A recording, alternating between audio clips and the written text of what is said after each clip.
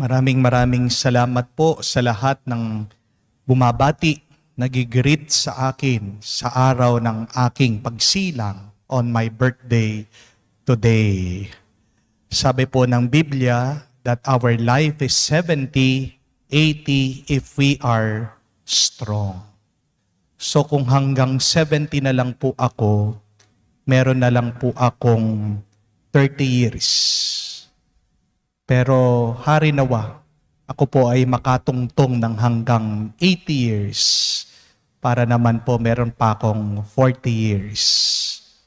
Kakaunti lang po yun, yung 30 or 40 years. Dahil alam naman po natin na mabilis lang ang buhay.